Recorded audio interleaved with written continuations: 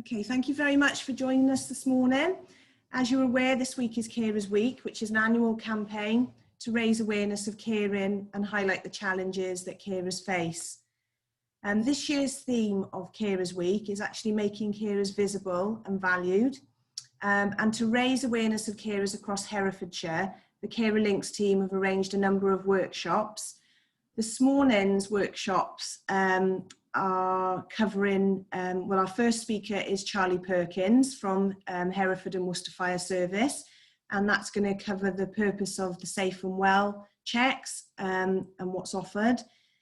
Our second speaker is Joy Island from Onside Advocacy, and she's going to offer an overview of their service and the role of the advocate. And then finally, we've got Mark Bywater from Amica 24, who's going to offer an outline of assistive technology to promote independence and equipment that will help carers in their caring role. So the idea of the workshops is to try and increase carers' knowledge of services across Herefordshire. So, okay, Charlie, if you'd like to sort of start, that would be great. Thank you. I will apologise, I've got birds in the background, so if it's a bit hard, I'll have to pause and then wait for them to finish squawking. So I'm here today to talk about our Safe and Well visits. So this is a free service provided by Hereford and Worcester Fire and Rescue Service that we go into individuals' houses or homes.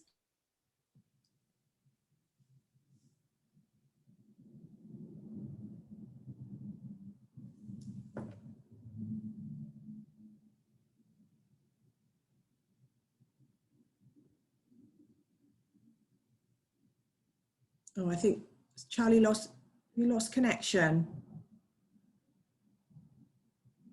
Can you guys hear me, Mark? I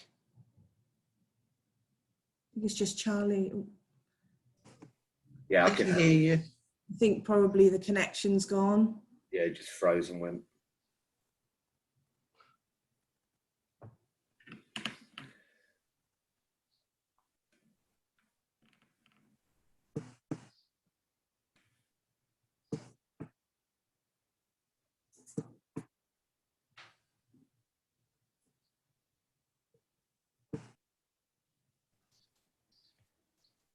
Sorry, I should have said I apologise for the internet too. Oh, no problem. One of those things can be helped. That's my technical issue out of the way, hopefully. So our Safe and Well visits, they're a free service in which when we get a referral into us, we will make contact with that individual of that property, or if there's circumstances such as there's an individual living with dementia, we will make contact with their advocate or carer to arrange a joint visit so that they've got somebody present with them in the visit. So when we carry out these visits, a lot of people think we're just looking at fire safety. Although this is a large part of our visit, we do look at the general well-being and health of that individual in the property, because it's about making every contact count. So what we will do is we have a questionnaire which either a fire crew or technician will go through with you. And all these questions are there to identify if anybody either feels they would like any support, or it may jog kind of their memory, or may get them to think about whether actually, yes, I could get some help with that. So it covers things like if individuals kind of have poor mobility, they might need access to more kind of walking aids, things like that. We can fit kind of ferrules on walking sticks if they look worn or uneven. We look at any kind of falls hazards in the home. Electrical safety is quite a big one, especially with more people working from home and more technology in the homes. We look at kind of if the individual can get hold of their medication okay, whether they need somebody to drop it off. Is it working for them? Is there any medication what needs to be returned? Do they need support with that kind of thing? We look at whether they have a carer in the property, or whether the individual themselves are a carer for somebody else. and whether they would like support. So things like this group, your CarerLinks, we had signpost onto those kind of organisations to try and get support in place for you. Obviously, we look at kind of electrical blankets, are a big one at the moment. We look at fitting smoke alarms. So as a standard now, we will fit smoke alarms and a heat alarm in the kitchen. These come from recommendations from the National Fire Chief Council, again free of charge. And if an individual doesn't have a carbon monoxide alarm and they've got, say, an open fire, or their chimney hasn't been serviced lately, then we will obviously fit them a carbon monoxide alarm too. If an individual, for example, has a hearing impairment, we have specialised alarms. So these are all interlinked, and they connect to a box on the side of the bed, what flashes, so it gives them that visual clue, but also that's attached to a vibrating pad, what goes under the pillow. If that individual has a habit of falling asleep in a chair downstairs, we can fit more downstairs for them. So every visit is kind of based on a need basis. For smokers, if you've got somebody who's smoking, who has a habit of kind of falling asleep in a chair or in bed, and we have got kind of fire retardant blankets that we may be able to fit. If somebody's bedbound and they're using emollient creams, we may be able to provide kind of the fire retardant bedding. So there's lots of different things that we can kind of fit to help that individual to try and minimise their risk from fire. We also go through things like escape plans and nighttime routines, so things like shutting doors, switching things off. With your escape plans, if it's identified that somebody may have poor mobility or they may need assistance getting out of the property, with that individual's consent, we can give those details and pass them on, so that if we ever got a call to that property, we know that there is somebody there who needs assistance, and we have kind of their location of where they're most likely to be. We also look at whether they need support with anything around the house. Do they have a lot of kind of junk mail, unsolicited calls, which we will then signpost onto other agencies. And I think that kind of covers mainly what our kind of questionnaire is. So to get this kind of visit, there is a criteria, which is found, I believe, on our website. But the key ones are anyone over the age of 70 is entitled to a free visit, anybody with no working smoke alarms, anybody with a sensory or hearing impairment, anybody with the wood burner or open fire, anybody with children under the age of 5, kind of especially more like your lone parents, and any other kind of maybe a physical disability, mental disability, but those are not kind of exclusive. Those are just our key ones we tend to target because they've been identified at most at risk of having a fire. But again, if the referral is put in, that's risk assessed by the staff in the office, and then they make contact. So to put in a referral, you can either go to our website and fill in the form and send it through that way, or you can ring our 0800 number, which I should know off the top of my head, but I don't, so I do apologise. But that can be found on our website too. And then if you've got any kind of other query about fire safety, then obviously you can call our free phone number, and we can answer any questions. But I think that kind of sums it up, I hope. But the key point of a questionnaire is we don't just do fire safety. If an individual identifies that they need support with something or they would like further information, then we signpost them on to the relevant agency. Thank you. Very good. Yeah, I'm amazed, like you look sort of at the whole situation, don't you? You know, that's really good, and what the needs of the person are. That's really good. Would you be able to send me the website, the link to the website, Charlie, and possibly a referral? Yeah, I'll send you. Yeah, I'll send you the referral form, our website link, and our kind of electronic fire safety in the home leaflet. Brilliant. Could you send me a copy as well, please? Yeah, I'll forward to you, Mark, if Charlie, yeah, that'd be great. And the cared for or the carers can refer themselves, referrals don't have to come from professionals. Yeah, so we've got 2 different referral forms. I'll send you a separate one, Mark. So we've got one for professional agencies who will refer in, and then we have what's called the self-referral, which would be the one the carers in the home can fill in, especially unpaid carers, because we work with a lot of care agencies, so they fill it in their side. But all you've got to do is fill in the form, send it through to us. Yeah, that's great. Mark, did you want to sort of add anything about with the smoke alarms from your side? Yeah, obviously we mentioned just before this started that we work with the fire service, so we do provide a monitored smoke alarm as well. So anybody's perhaps got the telecare system in and they haven't got a smoke alarm, I would highly recommend that they do get a smoke alarm put in. What that means is if it does go off and they've only just burnt the toast, it will come through to our monitoring centre and they'll speak to the person there. So if they've burnt the toast, they can say, sorry, I've just burnt it, but we'll stay on the line until that alarm's then stopped.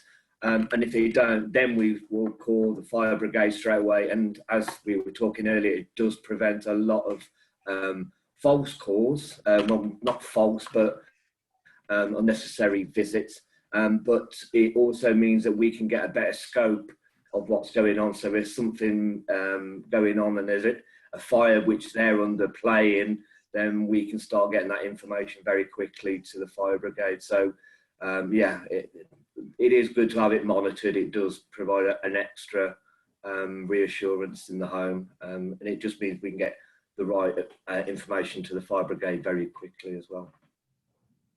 Oh, that's great. Anybody got any questions for Charlie before she leaves us?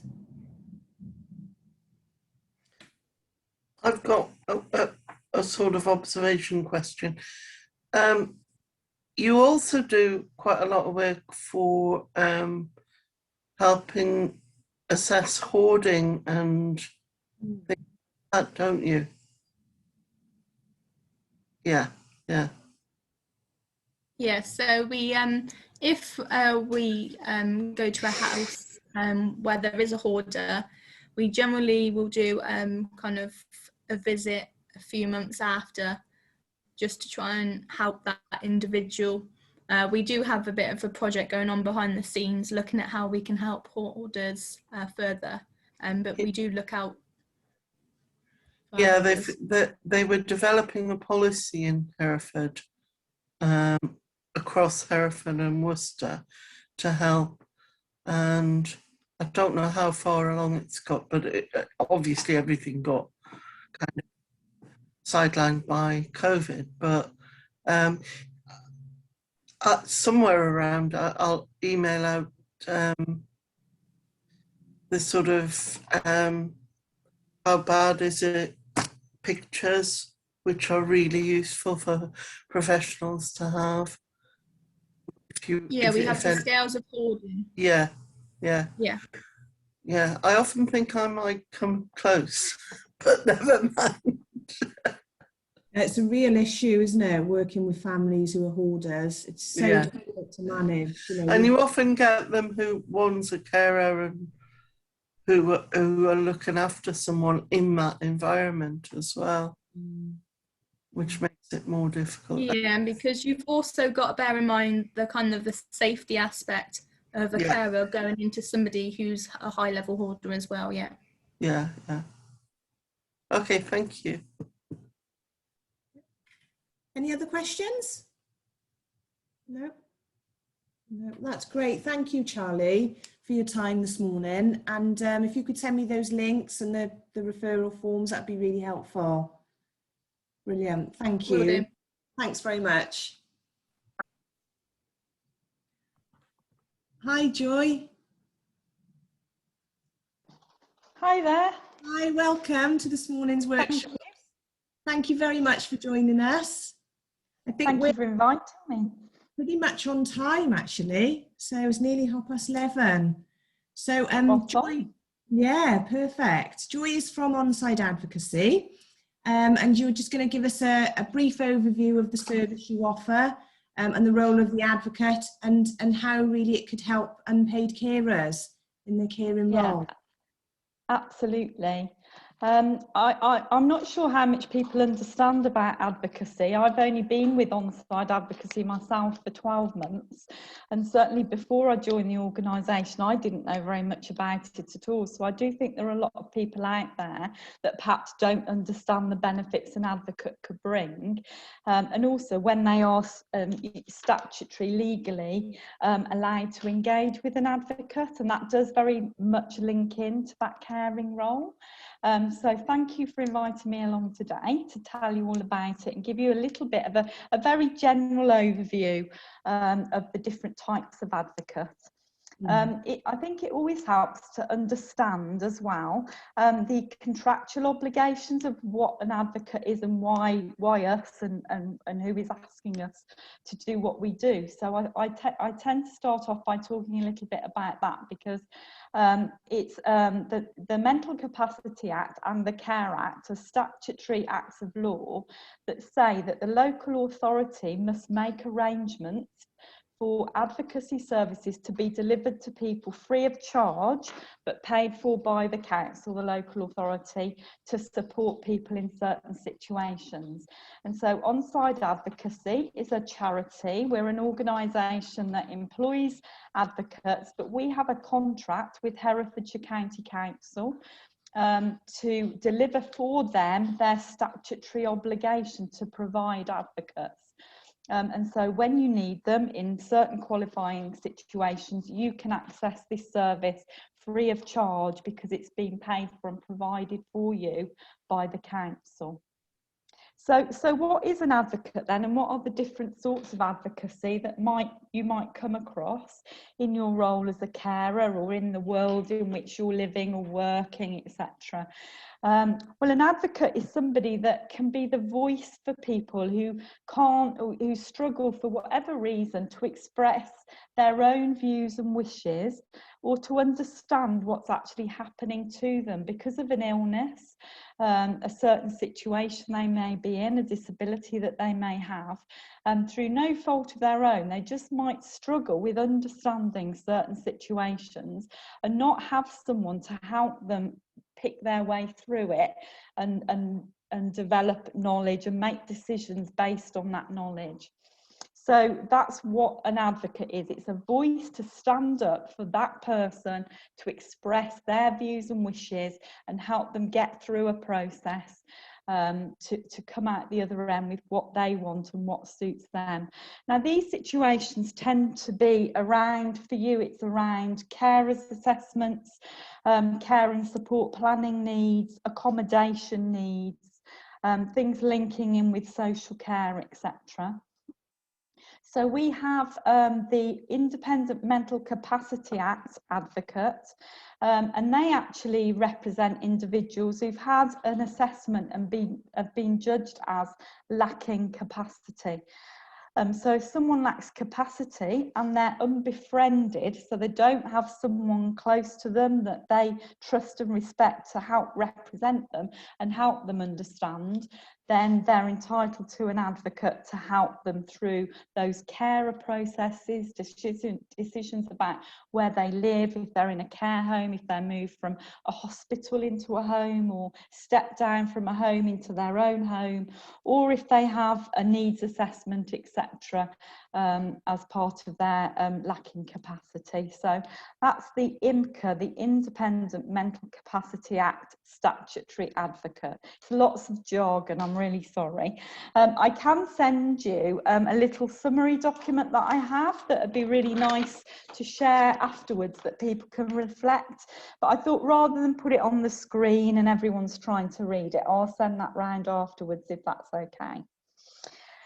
So with the Mental Capacity Act, then you have to be judged as lacking capacity, and you have to be unbefriended. In other words, have no one to represent you to qualify for an advocate. But through Care Act, it's slightly different. So Care Act is also a statutory advocacy requirement, but it's not for people who are being assessed as lacking capacity. It's for anybody that has substantial difficulty understanding what's going on. So they're not formally lacking capacity, but they just may struggle through, you know, for whatever reason, in understanding a process around their treatment, their support planning, their needs assessment, etc.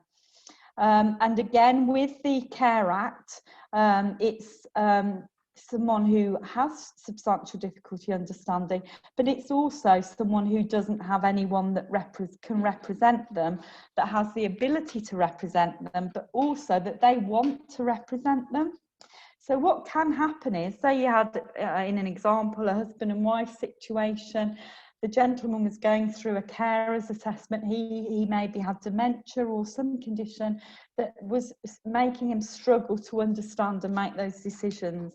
Maybe his wife was very able to support him through that process, but maybe he didn't want to, because maybe what he wanted from it was quite different to what she wanted from it, or maybe he felt that it would be emotionally draining on her to actually be that one that represents him. So not only do you not have to have someone to represent you, but under Care Act you have to want them to represent you as well. That's really important. But also under Care Act, the needs of the individual having the assessment, the carer's assessment, the needs assessment, etc. It's not just about them, but it is about their carer as well. So under Care Act, they recognise the carer as equally in need of an advocate as the person that's going through that assessment. So that's the really, really important thing to remember for you as carers, that you have that same right to access free of charge an advocate through those certain processes around your needs, the individuals that you're caring for's needs.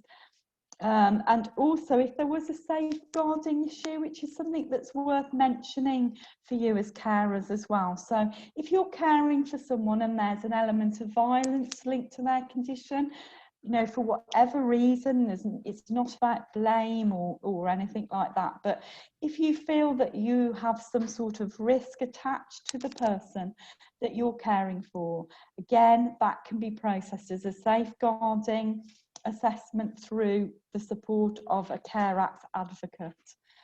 So that's really important to remember, that that service is there for you. It's free of charge. The council are paying for that, and you can actually self-refer in if you feel that that sort of support through an advocate is needed.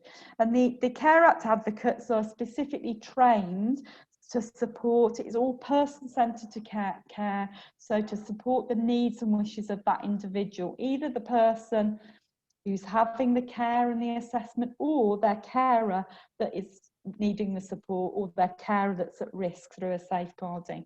All about putting that person at the centre of it and supporting them with what they want and what they need.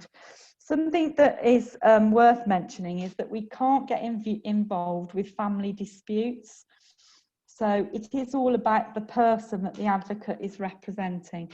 So an example of that would be, say, mum was had a deteriorating condition perhaps, and social services had recommended that a care home would be a more suitable place for mum to be, but perhaps mum's got two daughters and one absolutely wants to support her to be at home, and the other daughter thinks no, she really would be safer if she was in a care home. Then it isn't for the advocate to take sides with one of those sisters. It's up to her or him, the advocate, to work with that person that's needs are being assessed, and see what they want and what they want to do, even if it's not the best and easiest route for them. It may be really difficult to stay at home. It may be that lots of different things have got to happen to allow that, and it might be really easy to say, no, it's best if you went in a home. But if that's not what the person wants, then what the advocate does is supports that person to get what they want, and to work through that process with them, explain to them, talk about their views and wishes, and represent them and their views and wishes within meetings, so that they're not forced down a road that perhaps isn't what they want, that there's no coercion or other people who are influencing them. It is all about them. There are some other types of advocacy as well. We have advocates that work under the Mental Health Act. So if people are detained in a secure unit under section, then they are entitled, on entering that mental health section, an advocate to represent them through that, going into the secure mental health unit and throughout their stay there. And something that you may be interested to know as well as carers is that we have independent complaints advocacy. So anybody, you don't have to lack capacity, you don't have to have substantial difficulty, you don't have to be in a secure mental health unit. Any of us, me, you, anybody that wants to make a complaint against health or social care, then you are entitled to an advocate's support to help you make that complaint and help you through that process. And that may be things like getting copies of your notes from your GP, understanding where you go to complain. If you're unhappy with the response to a complaint and you wanted to escalate it, how do you do that? The advocates can support that at different levels. So we can give an information pack or just explain how to go about it. And it may be that you, me, whoever has the ability to then take that forward. But for other people, they need a lot more help than that. They need help to write the letters. They need help to know where to go. They might be invited to a meeting about their complaint. And they might want the advocate to go with them to that meeting to represent their views and wishes. We also use volunteers to support the complaint side of things as well. So that sometimes we may link in with a volunteer that has experience in complaint handling to work with that individual to support them through that complaint. So something really bearing in mind that is available to all of us if we feel that we need that. And how do you access all of these things if you wanted to? Well, you can go to our website or you can phone our access hub on our one central number and explain what your needs are, and they will do a referral for you. Except with the Mental Capacity Act, that's slightly different, and the mental health wards, because obviously that would come through the care professionals, the healthcare professionals, or the social care, social worker, etc. So yeah, that's just a very sort of not too detailed overview of the different types of advocacy. But the big thing is that I would emphasise is that it's all about the views and wishes of an individual that is struggling to understand a decision they might be asked to make, or maybe they're in the middle of lots of people giving them advice and they need to unpick that advice and understand what it means to them and then reach a decision that's in their own best interests. So hopefully that makes sense. But if I send you the summary document, which you can share with all of those acronyms and titles, etc., that get a bit wordy. Does anybody have anything they want to ask about what I've said or that I haven't perhaps covered? Kat? Hi, yeah, can I just ask, what about parent carers? Are you able to support parents at meetings, etc., or would you signpost them to a different service? Yeah, good question. Parental support advocacy doesn't come under these statutory acts of law. So it isn't actually an act of parliament that says the local authority has to provide this sort of advocacy for parents. However, in Herefordshire, they do have a spot purchase arrangement for supporting parents in that example you've given, Kat. So yes, we do have a service. It isn't as broad as we'd want it to be because of the resource of it, but that is something we do. We do often represent mum and dad in a situation, a separate advocate, you know, representing the individual views and wishes of each parent in a dispute over a child, etc. So yes, it is something that we are able to do, but it's slightly different because it isn't a statutory requirement to provide it. But Herefordshire recognise a need for it, I'm really pleased to say, and so we are able to offer that sort of support as well. Sorry, what about though if it's you know, school issues, etc., you know, where a parent needs support, you know, in a school meeting where they feel that they're going into a room with lots of professionals and they just feel like they need that little bit, they need somebody by their side? Yes, yeah, we have had that situation. There is sort of, I'm not an expert on parental support advocacy, I'm really sorry if I'm being vague, but we have represented in those situations. Yes, there is criteria around it, so I can't say in every single situation because the resource needed for that would be huge, but it is an accessible service that we can provide in certain circumstances. Yes, definitely. Anybody? Can I just ask? You said that you might represent a carer or the cared for. Can one person do that? No, it would have to be two different people. It would be two different people. If you actually have, you've asked for support through a process, and an individual who is the one with the illness or the condition and the needs are being assessed. Because if you wanted two different things, then one person cannot be the decision maker in between the two. That's what I thought. Okay. Generally, what does happen though is that the individual that is being assessed for the care or the needs assessment, they are on the same journey as their carer, and often they're sort of in it together almost. But the focus of the meetings will all be around the individual. But if the carer feels they don't think this is right, what they're deciding, or they don't understand the decisions the other person's making that they care for, then they can ask for an advocate and have those discussions to help them understand and work through what's going on. So yes, under Care Act, your needs are recognised as a separate need as a carer. Yeah, that kind of answers a question I was going to ask actually, Joy, because I was working with a carer where the cared for was under a safeguarding. There was concerns around the carer's ability to support the cared for, and there was a best interest meeting that was planned, and the carer felt that she needed somebody to advocate for her. She needed somebody to come to that meeting and support her. So would that be sort of... Yeah. Care Act. Yes, yeah. Yeah, definitely. Actually, I've probably had a few inquiries in relation to sort of safeguarding from carers wanting someone to support them through the meeting. Yeah, no, absolutely, that is something we do. Good. Well, that's useful. So as I said, the needs of the carer are equally as important through the qualification of an advocate under that heading.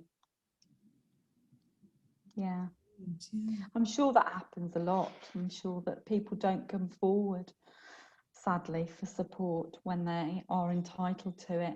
And that's why it's very important to raise awareness about advocacy. As I said, it's something I wasn't, before I came to work for this organisation, that I wasn't, you know, knowledgeable about, and that does lead you to believe a lot of people out there aren't realising what's available to them.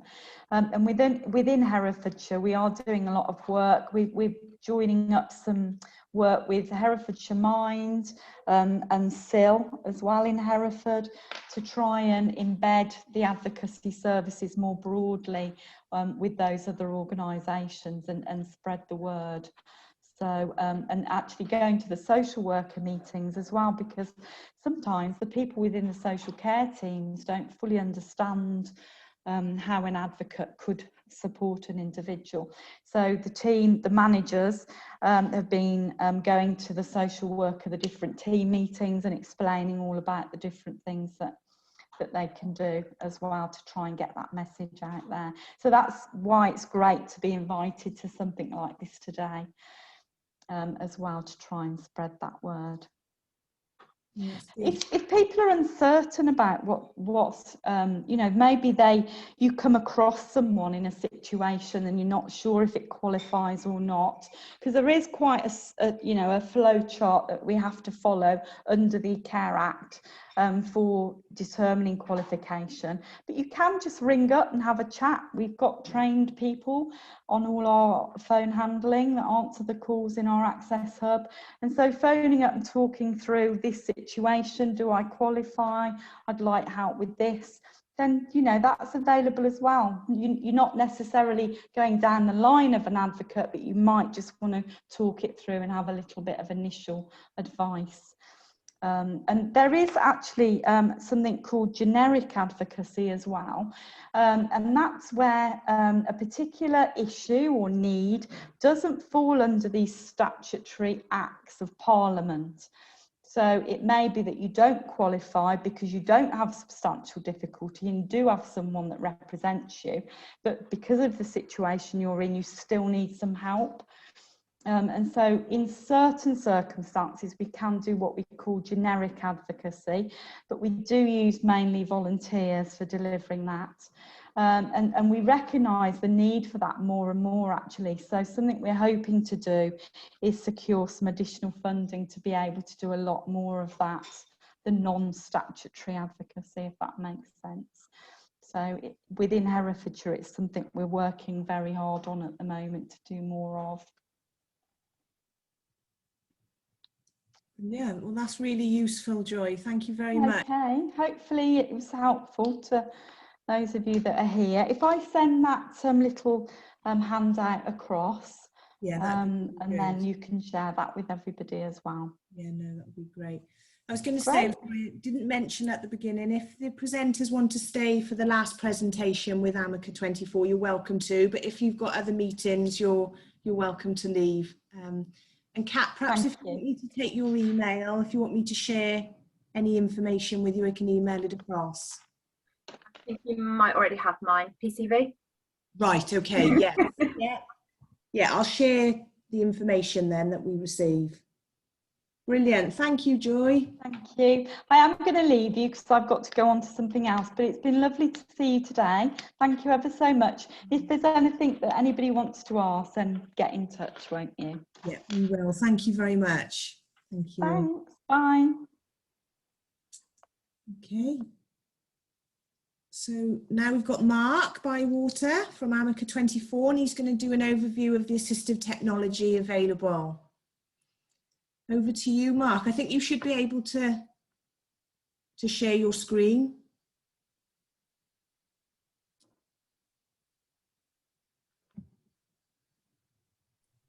Okay, can everybody see that and hear me? Yeah, that's good. Good. So okay, so I'll start at the beginning. So my name's Mark Bywater, and I'm from Amica 24. For those who don't know who we are, we're based in Kidderminster, and we were called Worcestershire Telecare up to about 18 months ago. We rebranded because it didn't represent where we delivered our service and the range of technologies that we do. The range of technologies are really vast, and it covers a whole range of different conditions.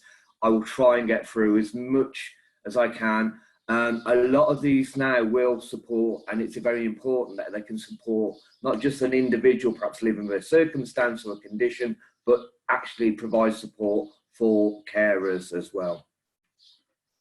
So,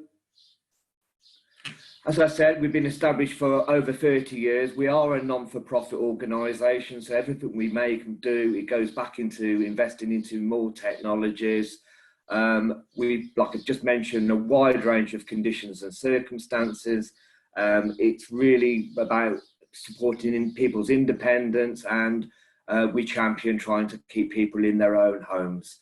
And what we always champion as well is that these sort of technologies, it's not a one fit for all. So we're very much about making assessments around an individual, and we can do that. So we can go out to people and do an assessment, what's their need, what's their circumstances.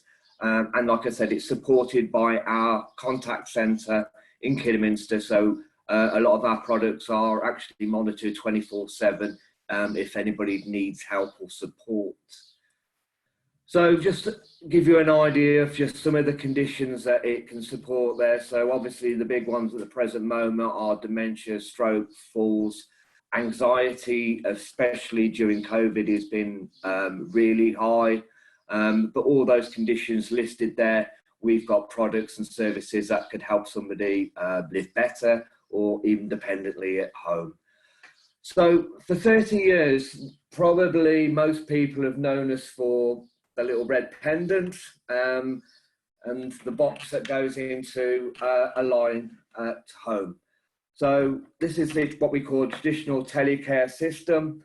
And basically somebody would wear that red pendant around your wrist or around your neck, and it covers around about 45-50 meters around a property. So you can press it if you was to feel unwell. It's not just about having a fall or a trip. This can be, especially through COVID, it's been about anxiety. So people will press it just to get some help, just to get some support. And then we've got a list of our neighbours, carers, supporters. If it's not an emergency, we'll contact them and say, look, you might want to pop round and just check on somebody. Obviously, if there's no response, or there seems that there's an emergency, it's straight to the emergency services, and we stay on the line until they get there, and making sure that they've got all the information. So we often, I think I mentioned it earlier, we get a lot of information about that person's well-being and health, so we can feed that on to emergency services immediately, and that really assists them in making sure that they can get the right help as quick as possible for somebody. So that's telecare. Now, linked to that, and we've touched on it earlier, we also provide a whole range of different sensors. So smoke alarm, carbon monoxide, heat sensors, flood detectors. These are all contact linked to that. So if they go off, they actually are monitored by our contact centre. So the fire alarm goes off, we'll say, oh, how are you doing? It's gone off. And they might say, well, I've just burnt the toast. But we'll stay on the line until that's been switched off.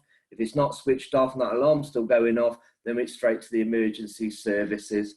And same with the carbon monoxide. And we also do a flood detector, which some people may be a bit forgetful and they leave a tap on overrunning. It touches the sensors and that will also go through to us. So it's about basically making sure somebody's safe in and around their own property. Also, that can be connected to it is a falls detector. So it's just worn like almost like a smartwatch. And basically what this does, it detects what we call direct falls. So anybody that may have a condition like a stroke or Parkinson's or epilepsy, where they're likely to go straight to ground, this will go off immediately, go through to our contact centre, and we can get the help appropriately. Also, it can be used and worn by the person as a red pendant in the same way. They can press that and just to get help. Some people prefer that because it's got a bigger surface face and they can easily press it.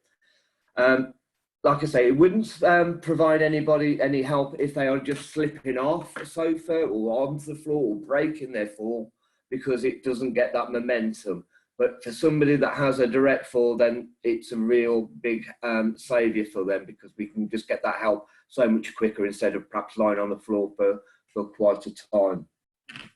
So that's the traditional telecare system, a link system that can keep people safe and sure around the property, and really can keep people quite independent at home. But as you imagine, technologies are soaring ahead. And one product which we do, and I'll just click on this, are what we call the Mind Me devices. Two types. The first one is a pendant like that. and it's got an SOS button, as you can see, and it just goes on to charge, and it's got a little docking station that you can just put on charge. This can be used anywhere, anywhere. It's got GPS technology. It uses a roaming SIM, so you can actually speak through it, and you can also raise help. I've just got a quick video, and if this works, it'd be great. Everybody see that?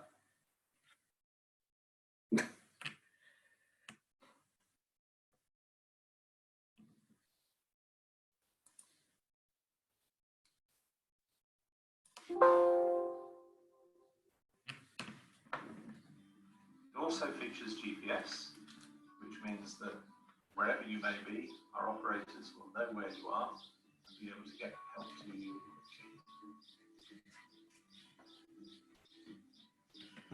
On the side of the device, you'll find a couple of lights which will give you the reassurance that everything is okay with the network. And then just dropping into the charging cradle, just vibrates and the red light comes on.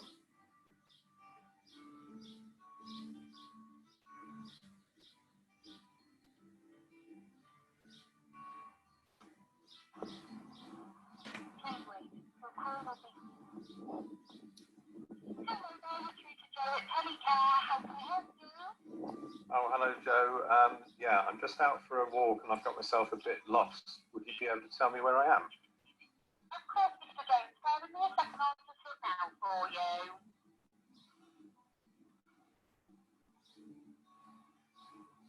Okay, I can see that you're at Berrington Court and that's in Kidderminster. Oh, that's lovely. Okay, thanks, then, Joe. Oh, you're very welcome. Take care. Thank you. Bye-bye. Bye-bye. So that's all there is to it. Just press the button and it connects through to one of our operators in our monitoring centre and they can get help. So you've seen how easy it is to use your Mind Me device when you need to call for help, and look how easy it is to charge it.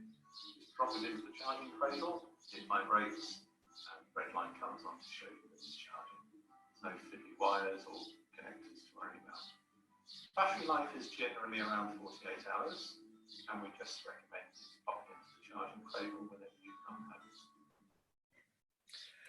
So that's the Mind Me. It's also, we do a lot of these for, they're really useful for carers as well. So, so we've got 1 or 2 people that are caring for somebody with dementia, and it just gives them that reassurance that if they're out and about, they can get that help immediately.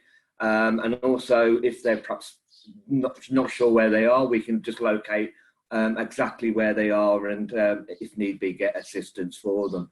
So it is really about providing that independence and reassurance. You saw a gentleman there who was in an electric wheelchair. He lives in one of our properties, but he lives right by the canal side in one of our properties, but he was always frightened to go down there because he had once had a little accident where he fell out and he lay there for a very long time.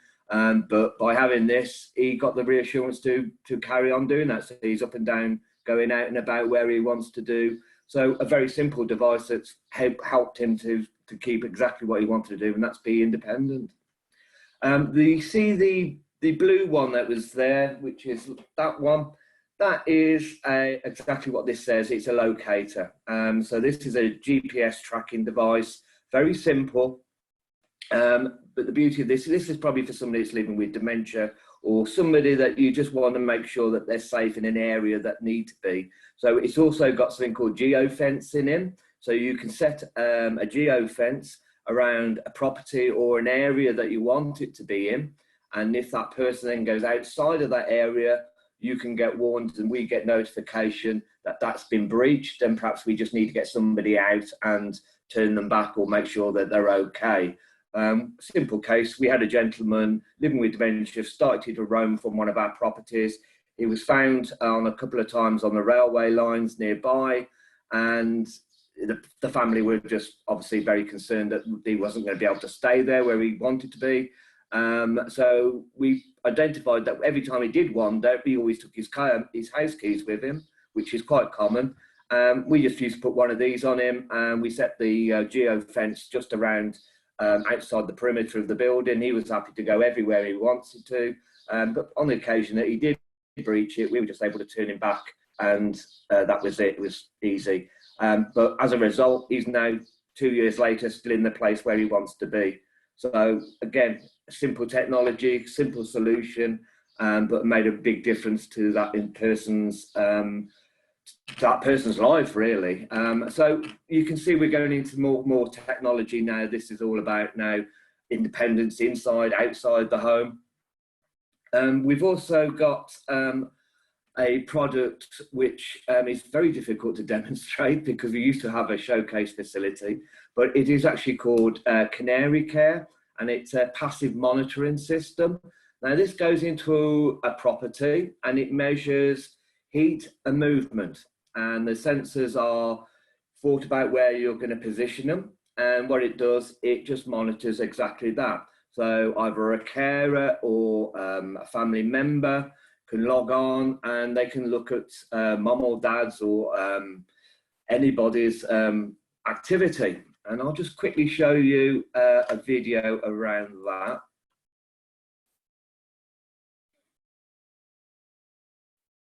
Oh, well, I won't show you the same video again.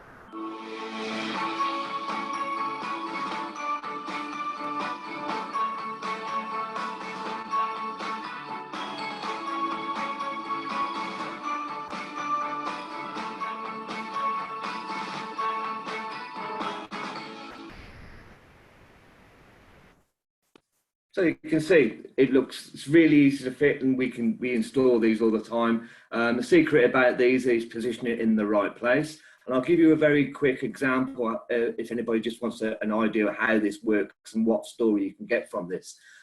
We put this into our showcase facility, and I'll just use an example of 3 sensors and what that provided for us.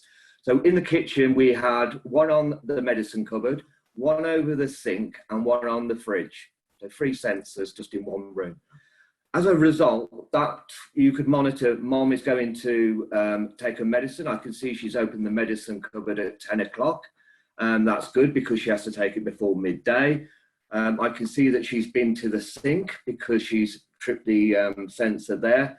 So, and I can see there's been a heat spike. So hopefully she's made a cup of tea, she's had some water and she's hydrated, or the carer's been and done that.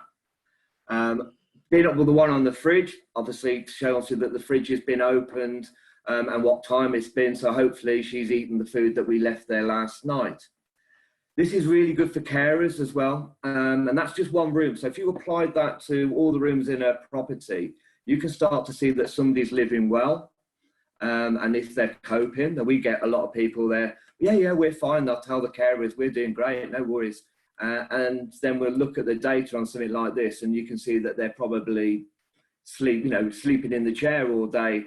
We've got cases where they'll open the windows in the middle of the freezing cold, or put the fire on in the middle of the summer. This will pick all of that up. It just means that you can look, check on somebody, make sure that they're living well, there's no issues. And it's basically that if you can, you might be able to change the care. Perhaps it needs to be changed at a time when carers come in to see them. This doesn't take the human element away from care. This actually supports the human element of care. So, and when carers come in, if you've got a carer, a paid carer or wherever, they can have a little swatch card. They can just swipe the box as they come in. It registers, and you can see if mum's carers have been in that day and what time they've been in and whatever. It's just peace of mind. We've had some amazing results with this. I'm just going to show you now a very quick case story that we did.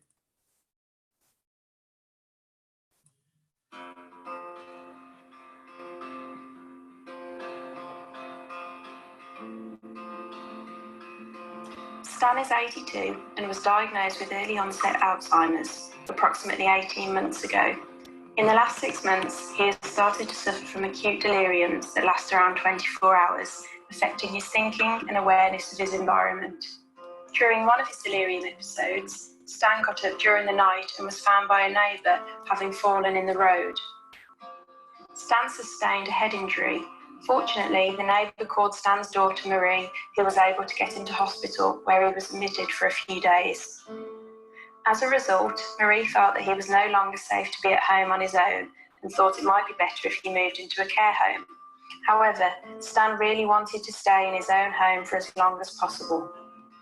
Through Amica 24's technology-enabled care service, a Canary activity monitoring system, complete with door sensors, was provided to keep Stan safe and independent at home. The system was installed quickly so Stan could be discharged from hospital, and Marie was there during the installation so she could fully understand how it all worked. Canary allows Marie to monitor Stan's movements 24 hours a day and enables her to make judgments about how he is based on those movements. For example, Stan's Canary is set up to highlight if Stan is making multiple trips to the bathroom during the night, which could indicate that Stan has a urinary tract infection. Stan can often be forgetful and confused, so Canary enables Marie to check on Stan's daily routine and whether he is doing what he should be, such as getting up in the morning, using the bathroom and eating meals. Marie can see if Stan has had a good night's sleep or if he may have sat in his chair all night. Also, in hot weather, Marie can check the temperature in Stan's house. If it's too hot, she can tell him to put his fan on. Marie can monitor exactly when Stan's carers enter and exit the property and how long they have been with him. If the visit is longer than expected, she can then liaise with the care company to see if there are any problems. She can also monitor if anyone else has entered the house, which is reassuring as Stan is very vulnerable. Canary offers all the reassurance Marie and Stan's family need to make sure Stan is safe and well while living independently in his own home.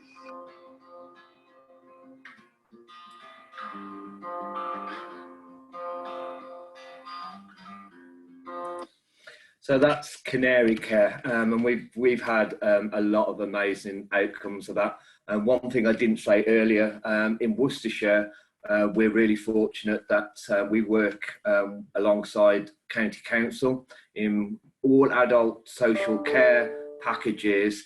Assistive technologies are considered and applied in making assessments, and we've had some amazing outcomes from using assistive technologies by keeping people at home where they want to be. We even had one gentleman that actually returned from a care environment back to his own home as well. So amazing outcomes. We're really looking at Worcestershire that that's one thing that we're doing, and we are talking to Hereford Council and trying to persuade them that this is the way to go with this kind of care. It's also, we were the first in the country to link this to our contact centre, because the question what arose to us was, well, that's okay, but what if they haven't got no family members or full-time carers that can check on them?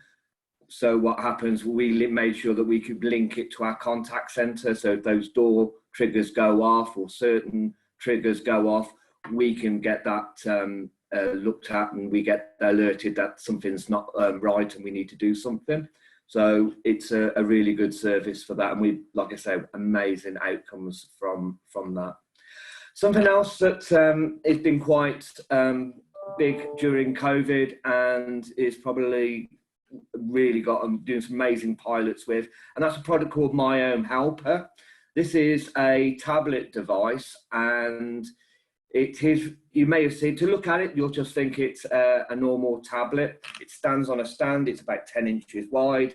But the beauty of it, it was designed by a gentleman whose mum was living with dementia, but it's now been developed to be used in a lot more different circumstances. We're currently doing a pilot across Worcestershire, and it's going into Herefordshire with Age UK and some other organisations, identifying people that are feeling isolated, anxious, need that bit of support, and they can have one of these tablets. We come and set it all up. And basically what it means is that you could send photos, you do contactless video calling. The technology is amazingly simple. We've just had a 91-year-old who was just like, oh no, I can't do the technology, I can't use the remote control alone, and she now doesn't want to give it away. She loves it. She's talking to her family in London and all sorts, and she thinks it's amazing. I'll just send you a quick video of that one.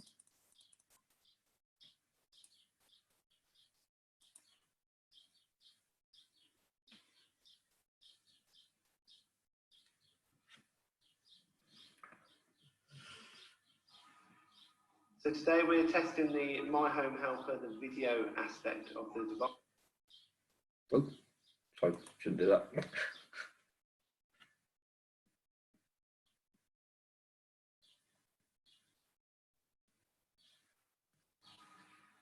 So today we're testing the My Home Helper, the video aspect of the device. It's nice and simple to use for the end user via the screen. They won't need to press anything, it automatically opens and answers, and it's really easy for the family to use via the on your phone. It's really good for the current situation of COVID because you can still keep in contact with your family and friends, and the main thing is it needs Wi-Fi.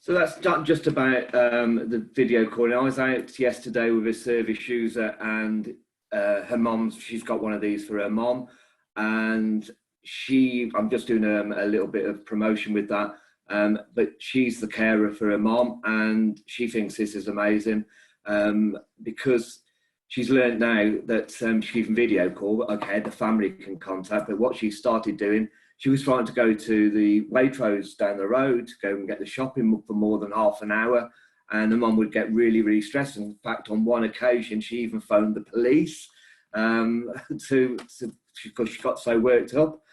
So what she does now is just leaves a message, so you can just type a little message on your phone and say, "Mum, I'm just gone down to the shop." That can stay in front of her, so okay. And if she does want to, she can just give her a quick call and say, "Don't worry, Mum, I'm back in 10 minutes. I've got the shopping and I've got the dinner for tonight."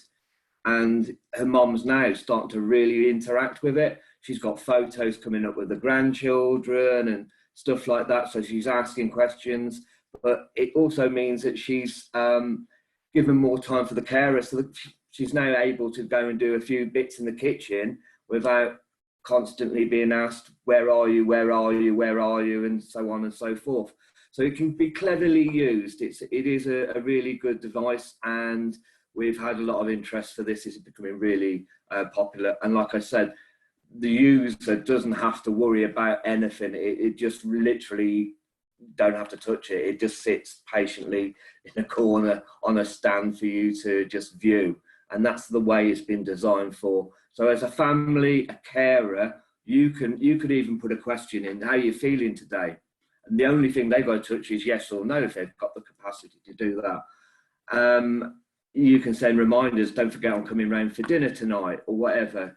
It's been used, and a number of Canary, and this is not just about elderly persons, people with learning difficulties, anxieties, especially Canary, for instance. That's not going in just for the elderly. We're doing a project with those with learning difficulties and autism who want to live independently but don't want to have a carer there all the time, but still need to have that piece of reassurance that they are living well. And both of these pieces of equipment are being used in that sort of adaptation as well. So as you can see, there isn't a one fit for all with these technologies. If you think about it, you can apply a lot of this to a whole range of different circumstances. Technologies are also going into lots of wearables now, you've probably seen, and that's a watch called a Doro watch. And this has got GPS in it. It's also got an emergency button. Again, we've done lots of these where somebody with a learning difficulty, where they want to be independent. it's a men's watch, they can wear it, and it just means if they need to get help and if we need to set a GPS fence on them, we can do it, but it's subtle and we can help, and it gives peace of mind to the carers as well. This is only just a fraction of what we do. So we've got a lot of, if you go to, when you go to the website, which I'll show you in a minute, hearing impairments, we've got lots of products that support that, from amplifiers to devices that just help around the home.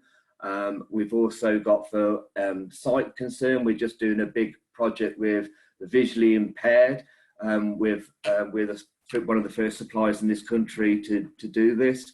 And basically you can walk into a shop if you're blind or visually impaired, and you'll be able to set it so it recognises people's faces. So it will, if you walk to somebody you knew, it would go, hello, whoever. It also allows you to read barcodes on the shops, on the products, and so much more. So if you go into a room, say for instance, and you're not sure who's in the room, it would look around, you can look around, and if you identify somebody, that's good, but it also roughly gives you how many people's in that room as well. So we really are, and we're doing some work with the Royal College of Blind later on in the year, and also they do a product which helps with reading as well.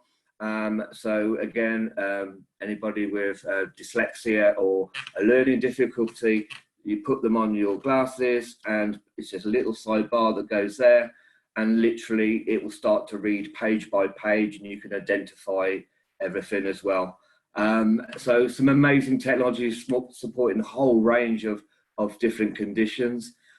Within the home, we also come and do adaptations to properties using automation. So we do voice control, so you know who you can control. You can control windows, doors. We've got remote control video doors where you can see somebody's at the door and then open the door with it. We've even got technology now where if somebody's in a wheelchair or motor neurone disease or very poor dexterity, you can actually control a tablet, and that's then linked to your property, and you can control it with just the movement of your eyes. So we had a lady with motor neurone disease, and that was one of her latter senses that was available.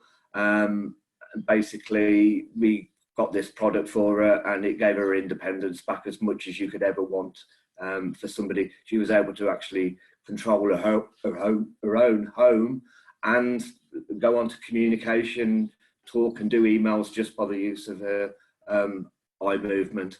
So it's really wide what we do. If I just show you what it looks like on our website. So this is a page from our website, which I always recommend people to go to, because this is where we will add, if you keep clicking on the right page, where it gives the list of circumstances and conditions. So you click onto those, then it will take you to the products that will hopefully support that. Although we do assessments as well, so if there's a need, somebody's got a need and it's quite bespoke, then we'll come out and see, well, what's going to work? How do we set this up? What's the right technology? It's not all about high-tech technology as well. Sometimes we just recommend about just putting some simple things about preventing falls. There's a big push now with technology like this to start looking at it earlier, not later. Most people only start to look at these things when something's happened, that circumstance, and that's not to be awful, is often far too late. You're on that decline. Look at it as early as possible. Prevention, if possible, with using technology. So simple things like just having some room light sensors put in, so it lights up the way to the toilet, preventing trips for the sake of about £20. We've got remote control sockets for plugs. We get a spike in calls every night where they're trying to unplug the TV sockets and so on and so forth. But one of these, they can just switch it on and off with a control. Again, a very simple, low cost piece of equipment which can prevent trips and falls. Also in the home, we're also looking, just to give you the sort of wide range of what we do, we also do a cooker stove guard. We are part of a housing organisation, and we see a lot of our tenants being quite upset because we've had to go in and disconnect an electric cooker hob because they've had an accident or an incident, or they're concerned that they're going to be forgotten and just burn the place down. And it's always awful when you do that. And we looked at technologies putting that in. So there's a cooker guard sense that goes above the cooker vent. And what that does, it starts to monitor, A, if you're there, if you're stood there, B, what's on, what rings on, how hot is it getting, is it burning, is there any particles coming on, have you left the cooker, have you moved away? And it starts counting all those things. So once it gets to a certain temperature, once it knows that you're not there, it then switches off the cooker ring immediately. And then we've connected it to our monitoring center, and that then calls through to the user. And it may be the fact that they've just got chatting at the front door or nodded off on the sofa. But what that's done is prevented probably a fire and an incident. And we're allowed to, we can talk to that person and they can tell us, oh, sorry, it's just an accident or whatever. But we're putting this into a lot of our own properties. And in some Scandinavian countries, this is now a part of all new builds because it's far better than a traditional normal fire sense in that sense, because it will only sense that particular incident. So again, with some just small bits of equipment going into a property, you not only can stay safe, you can support your independence, you can support a health condition and manage that health condition better. So epilepsy is a very good case. We've got a whole range of products for epilepsy and always developing more as well.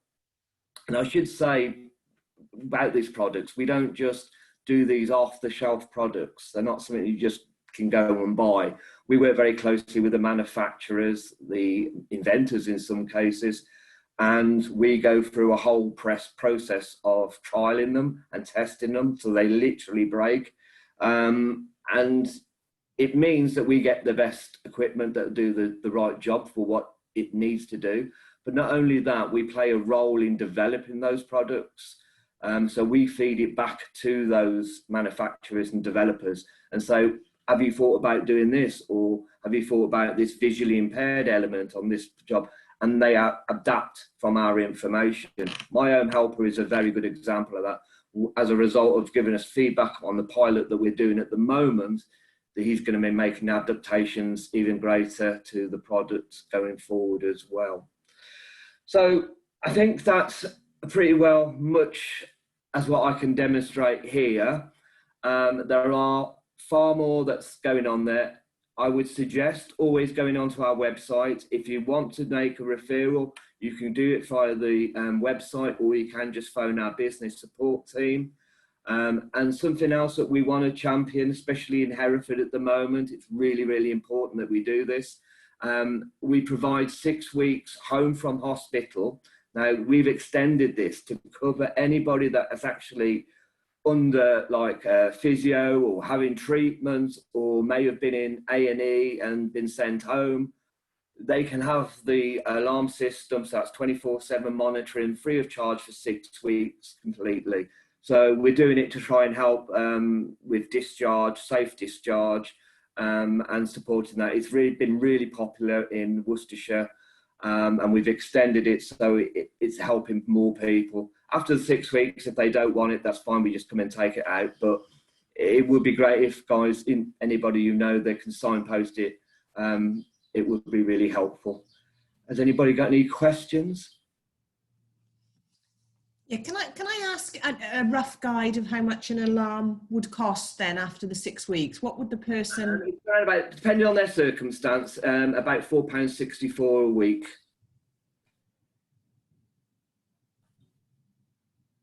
And then you can have things added to the alarm system, like I mentioned. So you can have sensors and bits and pieces put to it as well. Do you have to buy, so like the Mind Me devices, the person would have to buy that? A lot of our devices, and if you need to, I'll send you a price list over. There are a lot of permutations, obviously. A lot of our products, what we try to do is supply it on a rental basis as well. So people can have it for shorter periods and see how they get on with it, or they can have an outright purchase for it. So like I say, We are going to try and champion Hereford to join Worcestershire in looking about doing what they've done in adult social care, because it's made a huge difference to people's lives.